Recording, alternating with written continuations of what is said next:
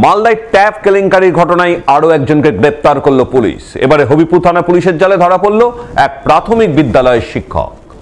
জানা গেছে ধৃত শিক্ষকের নাম মনোজিৎ বর্মন, বাড়ি কোচবিহার জেলার দিনহাটায়। তিনি দিনহাটা সিতাইমারি স্টেট প্ল্যান প্রাথমিক বিদ্যালয়ের শিক্ষক। তিনি মালদার হবিবপুর ব্লকের কেনপুকুর হাই স্কুলের ট্যাব কেলেঙ্কারির সঙ্গে জড়িত।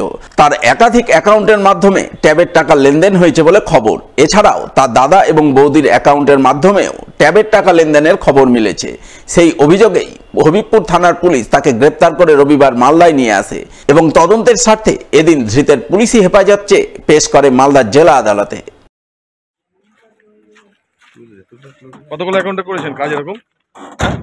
ও দাদা, আপনি কি করেন? কি করেন আপনি?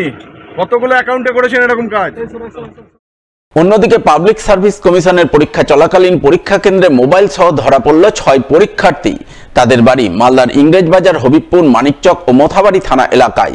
তারা পাবলিক সার্ভিস কমিশনের ক্লার্কশিপ পদের পরীক্ষায় মোবাইল নিয়ে ঢুকেছিল। তাদের পরীক্ষার সিট পড়েছিল মালদার জহুরাতলা হাই স্কুল ও বিভূতিভূষণ হাই স্কুলে। সেখান থেকে ইংরেজবাজার থানার পুলিশ তাদের পাকড়াও করে এবং এদিনই ধৃতদের পেশ করে মালদা জেলা আদালতে।